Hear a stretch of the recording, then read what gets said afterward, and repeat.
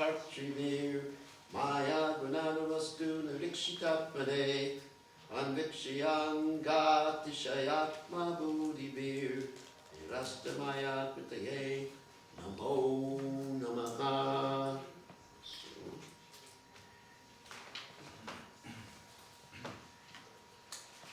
So Om Gana Timananda Shah Gananjana Shlakya Chakshu Meditam Yena Tosmai Shidaveda. So what you're hearing about here is basically the Ajinsha Veda Tattva philosophy. For those of you who don't know what that means in one sense the Lord is one and different from everything simultaneously. The Lord is one with his energy because his energies come from him. And he's also different, and also it's described that the Lord has multifarious energies. Parasha Shaktir Vigvadaiva Shritesh Vavakiyana Balakacha. And also Vishnu Shakti Parapramda Shiv Shakti Tita Paravitikar Siddhya Shakti Shite doctrines and those verses. That first one is the Lord has multifarious energies. The second verse is the Lord's energies are divided into three categories. And those three categories, that's called Tattva Traya, in case you want to impress people with Sanskrit. That means the three Tattvas. Tattva means the principle, basically. The principle that cannot be changed. Okay. And the three Tattvas are material energy, which is avidya karma, where we are right now. And then the living entity, Krishna Shakti Paraprokta, and the spiritual energy. Those are the three categories of energies of the Supreme Personality of God. So here the verse talks about using intelligence, which is really interesting. So the intelligence is meant to help us understand how to utilize the Lord's energies.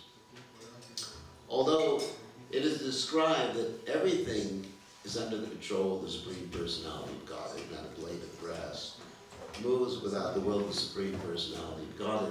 Still, we have something called free will. So if you are in Maya, I didn't say you are in Maya, I say if you are in Maya. So if you are in Maya, it's your fault. Don't blame Krishna. Of course, Krishna does say, Mama Maya Dharachya. This Maya of mine is very strong. But the reason we are in Maya is because we have turned our face away from Krishna. And then we have this free will. And this free will, or how we utilize our free will, depends upon our desire. And depending upon our desire, we get a specific type of intelligence, which is described here in this verse. So if one wants to enjoy this material energy, that intelligence how to enjoy the material energy. And if you want to forget Krishna, you're going to get intelligence how to forget Krishna. So it all depends on your desire, what you want, and then you get specific intelligence. And if you want to remember Krishna, Krishna gives you intelligence on how to utilize this material energy in his service. That is called Yukta vairagya. Now this is a very important principle, the principle of Yukta vairagya, because as described here, these are Krishna's energies, so therefore they're meant to be used for Krishna. So Yukta vairagya means the renunciation of understanding it belongs to Krishna and using it for Krishna. And not only does it mean using the gross elements for Krishna, but the subtle elements. What's described in the ISKCON, that if one wants to be Krishna conscious, one has to cultivate knowledge of transcendence and nescience. That becomes the Shakti. That you have to cultivate knowledge of the material world in order to go back to God. That doesn't mean that I want each and every one of you to go to the university and leave your Krishna conscious duties and cultivate knowledge of the material world. But Prabhupada said we should understand sociology, psychology, just like the devotees. They're attending this college, the GVC college. I think Nanda Prabhu has attended the GVC college, right? And so they're learning not only about Krishna, but you're learning about how the material world functions as far as organizational development is concerned, right? You're learning all sorts of different charts. Quite interesting, isn't it? Interesting. I mean, you basically think, I just want to chant Hare Krishna. Why are they teaching me this stuff? So, because it's important to understand how to run a temple. Temples should not be run spontaneously. You have to have organization. You have to have organizational charts. Of course, Ananta is very expert in that, right? That's why this temple is running so well. Actually, one time Prabhupada was commenting on how unexpert the devotees were, because they were all sleeping during Bhagavatam class. And Prabhupada said this movement is only going on by Krishna's mercy. So people expect, like Krishna, Krishna says in the Gita what? He's going to carry what we lack, provide what we have. Okay, Krishna, carry what I lack, and provide and protect what I have. Okay, and I'm just going to sit here. So, as far as spreading the Krishna consciousness movement too, it requires study. Not only of Krishna consciousness, but study of the situation in which you're preaching Krishna consciousness. Like Srila Prabhupada, he studied the Western world. Not because he thought the Western world was so wonderful, but because he thought he wanted to spread Krishna consciousness in the Western world, particular scenario, time, place, and circumstance. And we also find the incarnations of the Lord. They appear and they present Krishna consciousness according to time, place, and circumstance. So it's important to study material science to become a leader in the Krishna consciousness movement. Of course, one should not get too much into the study of the material world. I'll give you an example of someone who studied a lot of the material world. It was appropriate for him, but not for us. Once upon a time, there was an incarnation of Lord Shiva. His name was Shankaracharya. And Shankaracharya, he only stayed in this world for 32 years. Pretty amazing. He had so much impact. Lord Chaitanya only stayed for 48 years.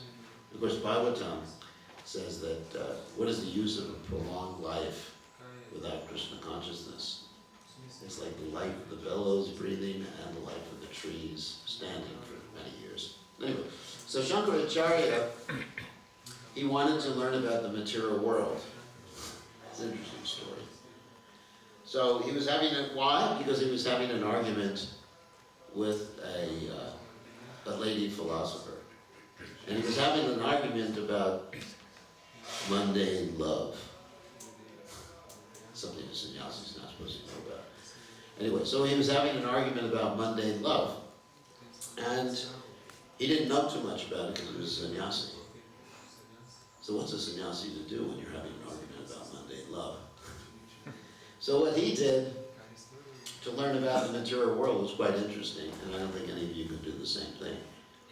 He went into a yogic trance and entered into the body of a dead king. You know the story? Some of you may have heard the story. There was a king, and kings know a lot about the material world because they're kings. And they have a lot of queens, and they have a lot of whatever, money, a lot of everything. So, in order to learn about the material world, he went into this trance, entered the body of the dead king, and the king that had just died stood up. Okay, I'm alive again. And he got a chance. He got a chance to experience what it was like to be a materialist.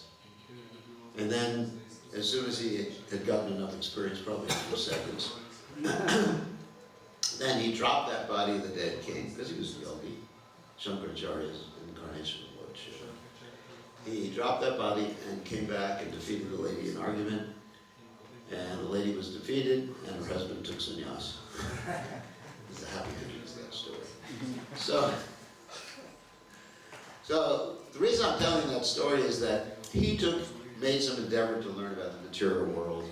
Of course, we should not take that same endeavor. It's not that you should study the yoga postures and leave your body and enter the body of some politicians to try to understand these things. But it's important to study different aspects of the material world, because our movement is meant to actually create a revolution in the misdirected lives of the pious civilization, and also be in charge of society eventually.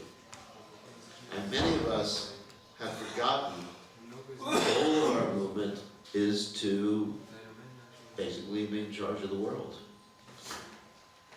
Take over. Revolution. Many of us think that that is just some prediction in the Shastras, and it's not going to happen. And even if it is going to happen, you know, it's going to happen because Lord Chaitanya will do it, and we can all sit back and watch Lord Chaitanya do it. You know, we depend on the prophecy. Many of us have that mood. Let's just depend on the prophecy. This movement will take over the whole world. And as a result, you know, we keep on doing the same thing every day and not having the results that we're seeing, that we want, and thinking, well, it's all going to happen because of the prophecy. This is less intelligent. Actually, it's going to happen because we use our intelligence to spread Krishna consciousness, to manage the movement properly, to preach Krishna consciousness in such a way that's appropriate according to the particular culture we're in. And it requires a great deal of thinking, intelligence to try to figure that out. Just like I was recently at the Serbian summer camp, and I've been thinking, you know, how to connect the devotees and to connect others with Krishna more and more. You know, I'm thinking about this, because that's actually, why do people come to the movement, why do people stay in the movement, why are people attracted to the movement? Because they feel connected. Somehow or they feel ecstasy, you know, they're connected with Krishna. Why do people leave? Because they feel Jai Shri Shri Panchatattva, Panchatattva Ki Jai. Because they feel disconnected. So we did some experiments in our seminar. One experiment we had was having the devotees sing the Gora Arti song in Croatian. You know, I just wanted to see how people would react to that. So they sang, this is Mahadrala, he sang Gora Arti song in Croatian, which I didn't understand. So to me it was Hare Krishna. So, but I was amazed at how the devotees reacted afterwards. How did they react afterwards? They threw me out now. You're in Maya, you're doing this nonsense. The tears were coming from the devotees' eyes. I said, why are you crying? Is he such a bad singer? No, he's quite a good singer. So, because they were feeling connected. I mean, that's just one example. I'm not saying that we should change our songs into English or anything like that. I'm not that radical. I'm pretty conservative. But we have to see what works. One great Acharya, Albert Einstein, said, the definition of insanity is to keep doing the same thing and expect a different result. So we have to train our minds, pray to Krishna. In fact, Prabhupada describes in the Upadeshamrita his definition of what it means to be a Mahabhagavad. He says that Mahabhagavad is one who doesn't deviate or fall down from devotional service, and is always thinking how to spread the Krishna consciousness movement. And that defines Srila Prabhupada, as we say, to a T. Because Srila Prabhupada was always ready to adjust, was always ready to do things that even would go against some secondary Vedic rules in order to spread Krishna consciousness. sometimes some sadhus in India, and even some of his godbrothers, criticized Prabhupada for taking a boat or a plane across the ocean. They said, Lord Chaitanya, he just walked. That was their criticism. Lord Chaitanya walked. Why are you doing something different than Lord Chaitanya? And Prabhupada said, that's insanity. You expect me to walk across the ocean? Actually, one time I was with Prabhupada, and Prabhupada arrived by airplane, and he said to the reporters that I came by airplane, but I could have come by magic carpet, or I could have come by mantra. I arranged this darshan with Prabhupada with all the reporters. All the reporters were just shocked. You know, how is it? Why did you come by plane then, Prabhupada? The Prabhupada said so you could relate to me. So, in any case, Prabhupada used this principle of Yukta vairagya. At the same time, we have to be careful of not employing too much of the material energy so that it goes beyond our level of being able to employ the material energy.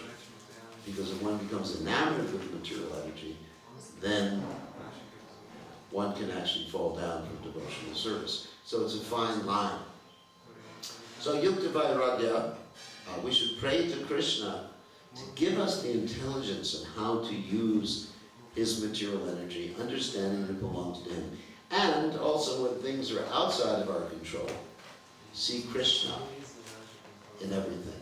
Always see Krishna in everything, but especially see that Krishna is putting us in a particular situation for our own benefit.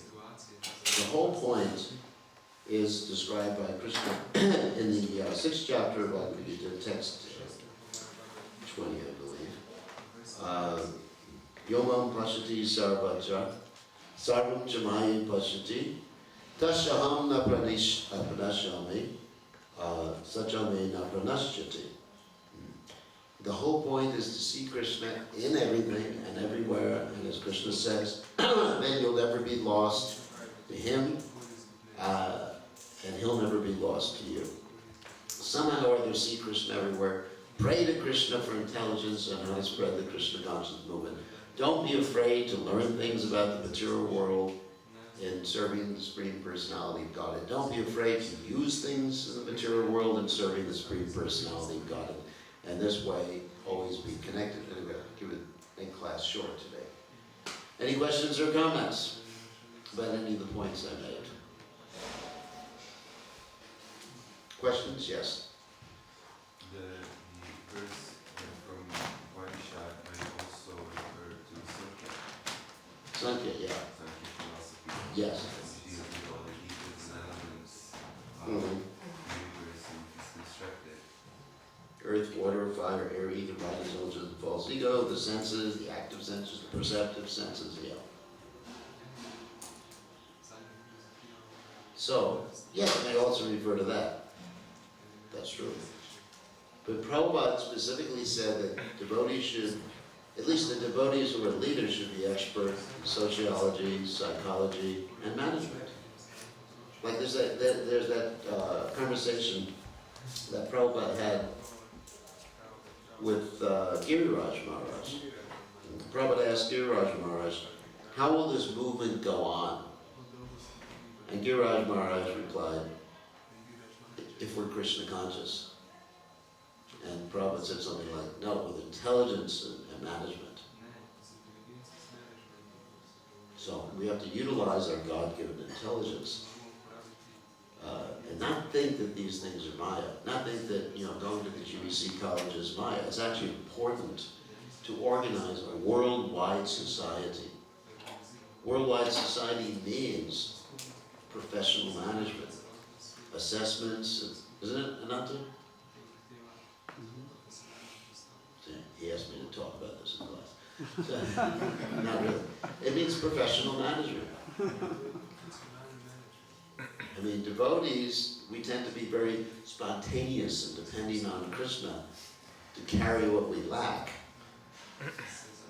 But we have the ability to carry what we lack ourselves. We should do it and not simply turn Krishna into our order supplier. So intelligence is absolutely required. So, any other questions? Yes? Yes? Yeah. So my question is, how do we take responsibility when sometimes it changes what we want to do and it's not clear what is our service? We are looking for like permanent service. Permanent So how service. to make this step?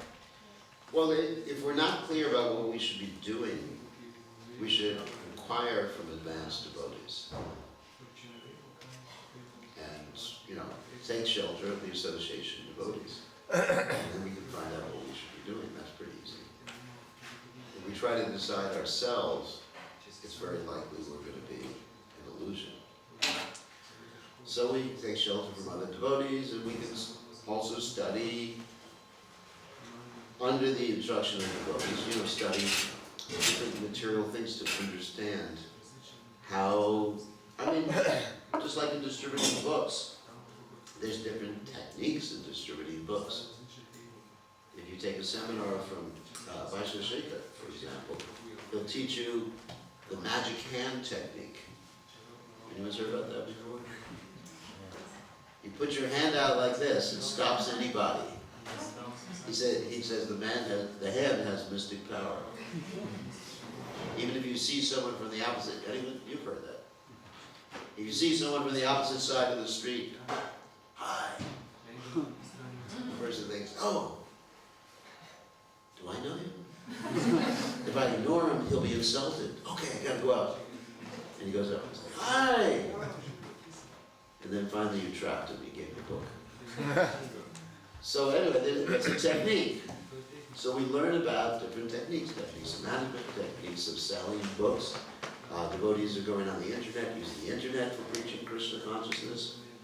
I mean, I remember the first time I had a mobile, I was the first one in ISKCON to have a mobile phone.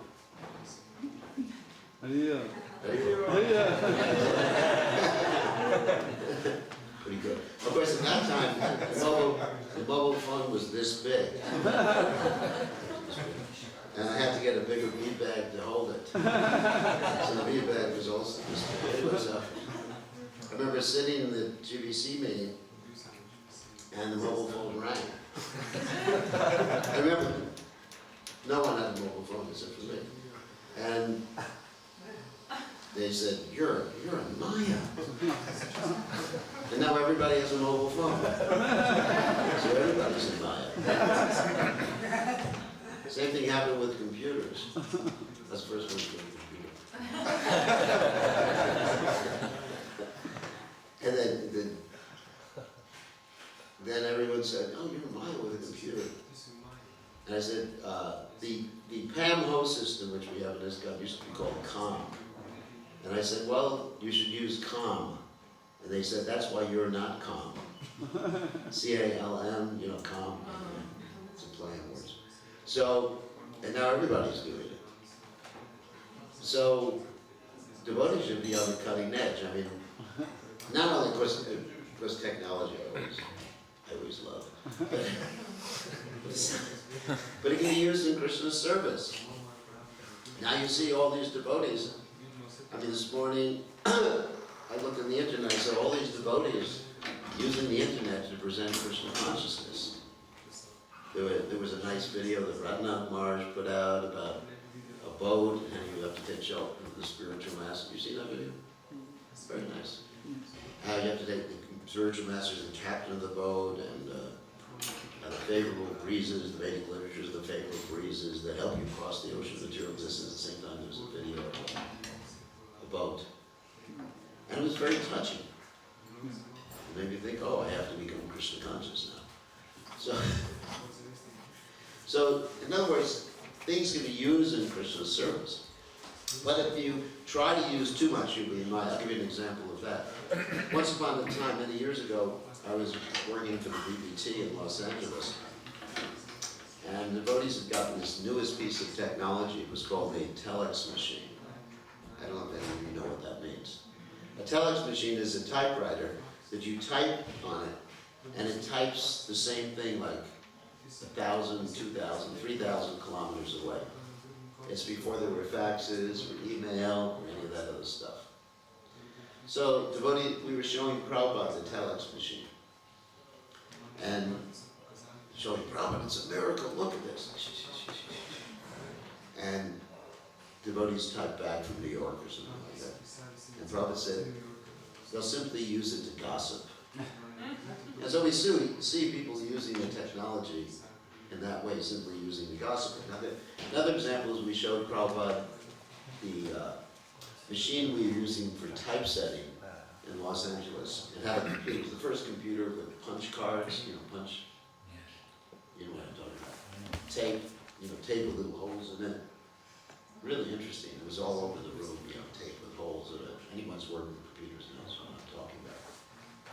And we were proud of it. We said, Prabhupada, look at this computer. Prabhupada looked at it and said, it's all useless unless you can produce 17 books in 2 months. So Prabhupada was saying, unless we use it in Krishna's service properly, fully, it's all illusion. So we don't want to be captured by Krishna's material energy.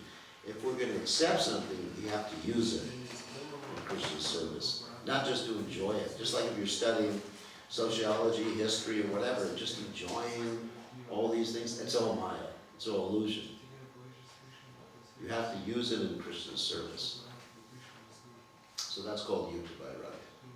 So, any other questions or comments? Or arguments? Yes? Volio bi potrošiti dio vremena na možda na studiranje psihologije i sociologije, ali ne znam odakle da uzmem to znanje. I would like to spend some of my free time studying sociology or psychology, but I don't know if I would be able to connect this knowledge. Osim da upišem neki fakultet psihologije zapadni, ne razumijem na koji način. I don't know how to utilize this knowledge and where to acquire it, to go to some university. That's a good question. That's a very good question. So, first of all, become fixed in Krishna consciousness. In other words, fixed in your sadhana, fixed in your knowledge of the philosophy of Krishna consciousness, because as Bhaktivinoda Thakur says, too much education can make you as foolish as an ass. That's Bhaktivinoda Thakur. Then, see what service you have to do for Krishna, whether that education is useful for your service to Krishna. If your service is cooking in the kitchen and that's all you're going to do, then probably better not to go to the university. But what are you going to have? How's that going to help you? But if your service is leading the movement, advising devotees, you better learn about psychology. You better learn about sociology a little bit. If your service is preaching, you better learn a little bit about marketing. Maybe not too much. It's not saying that everybody should go to the university and become a PhD in marketing. But it depends on your service.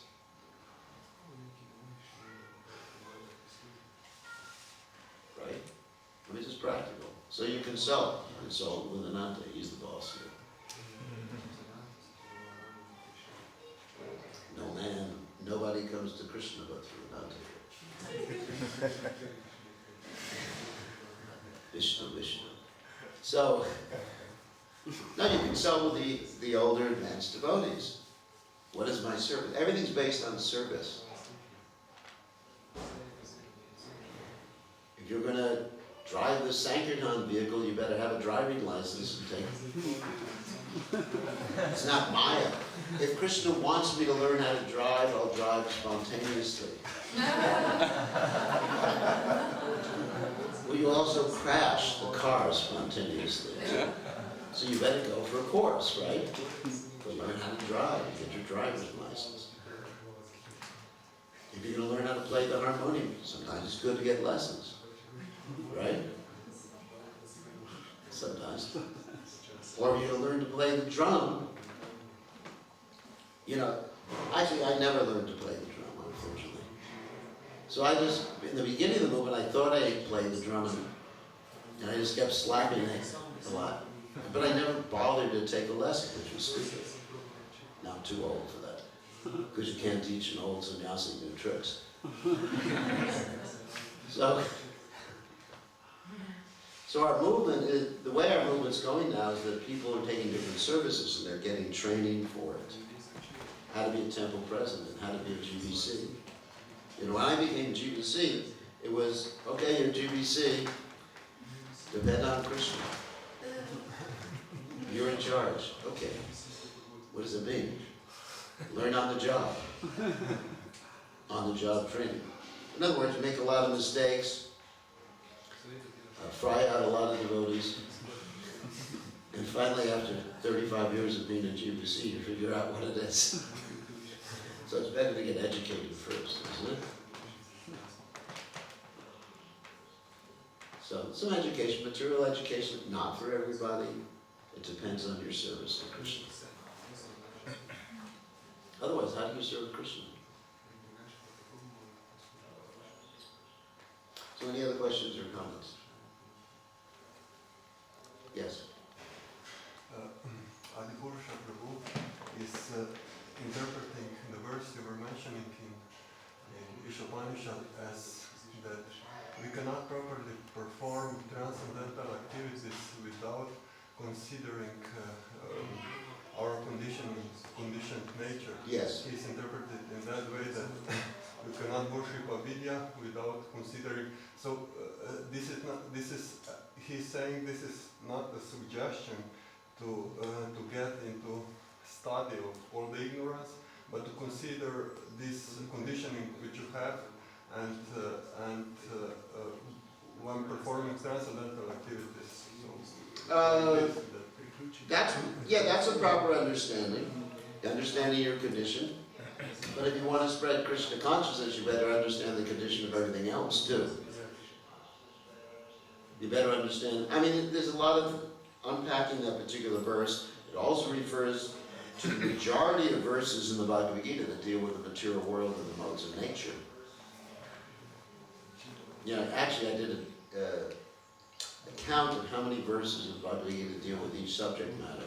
And it turns out that more verses deal with the modes of nature and the material world than any other verses. But it's interesting. So you have to understand the modes of nature, you know, Sankhya, everything like that. But you also have to understand, in order to preach Krishna consciousness, what's happening out there in society. I mean, you really have to know the law too. Like I mentioned, driving a car or doing anything practical in this world. So both things are applicable. I'm not disagreeing with that understanding. I'm just adding to it.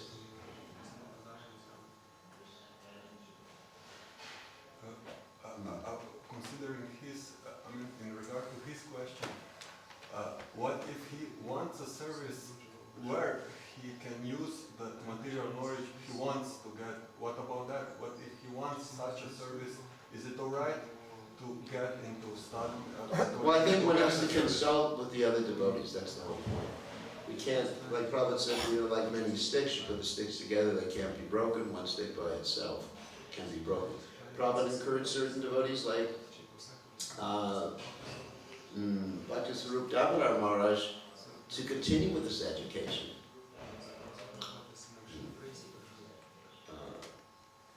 We have other devotees right now who are working in the Bhaktivedanta Institute in Mumbai, and they have a wonderful division there. I don't know if anyone's visited their institute. They gave me a whole tour this year. There's this devotee, Rasaraj, I think you know him.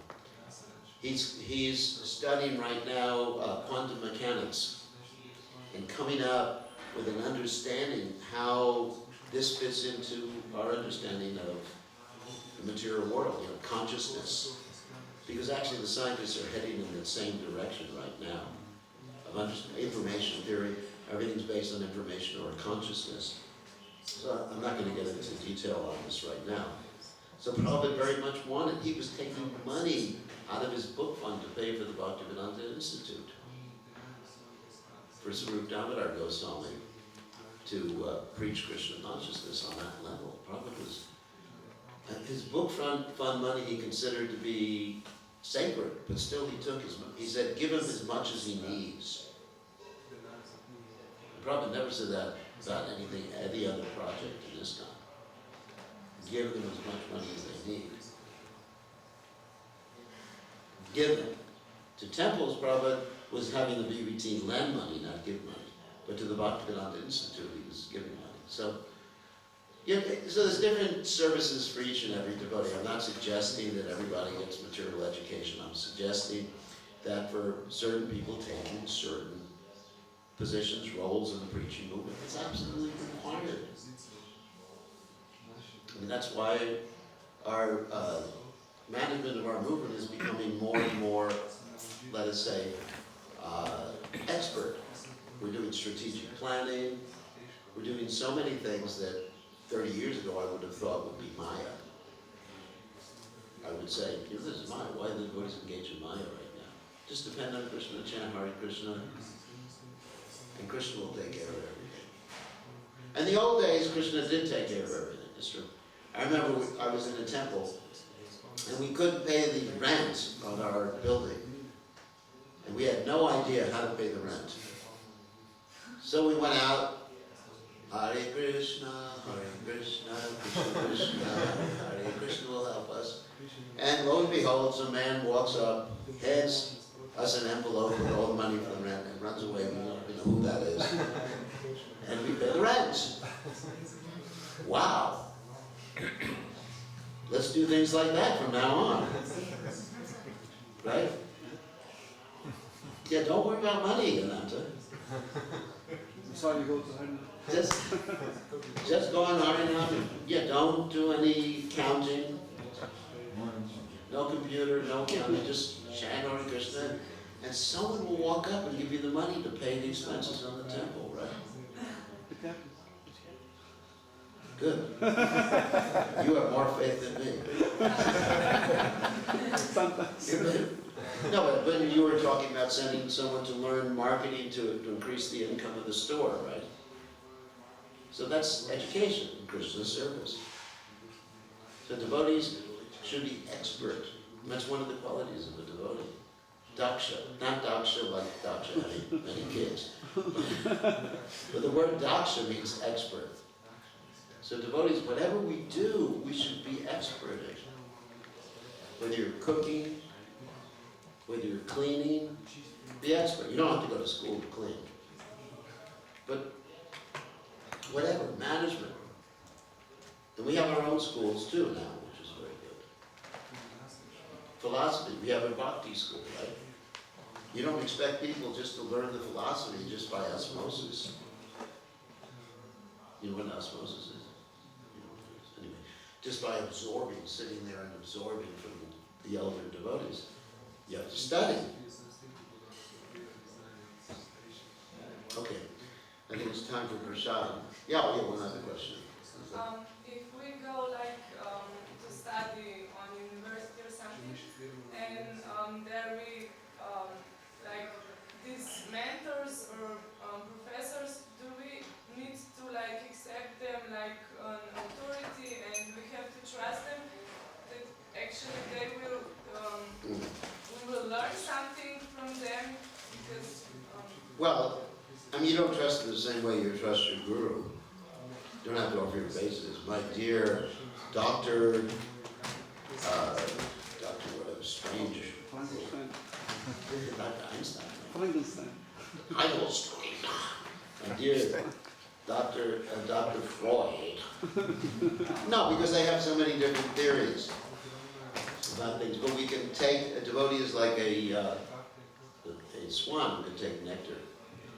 Prabhupada. So you take whatever's applicable. It's not that we surrender to our professors. That would be ridiculous. But we take what's necessary for serving Krishna. I mean, I learned so much at the university that I'm using in Krishna service. I learned how to write, I learned how to read, how to speak. And then, you know, devotees, sometimes they're so spontaneous. I mean, there's another thing. I guess I shouldn't mention it. But devotees should take singing lessons. It's a good idea. Because sometimes I'm in Kirtan, everyone's singing off key. It's like, Hare Krishna, help! Get me out of here, Krishna. You know, so devotees should take, you know, they can play something or sing something. There's nothing wrong with it. There's nothing wrong with getting education to learn how to play the mridanga. Is there? You know, or playing the harmonium or singing or whatever. Or getting a class or whatever. So, it depends on your service. With my service, I have to be aware of sociology, psychology, what else? Hermeneutics, philosophy. I have to learn all these things because it's part of my service. So anyways, that's Yukta vairagya. And we're using a microphone, we're using mobile phones. And usually we're the first person who adopts new technology. Right? I was using computers before Nanta was using. And now, it's part of his body.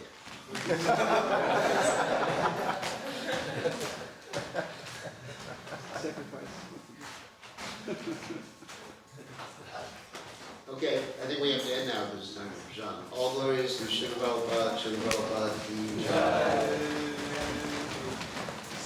Bir Krishna Goswami ki jai.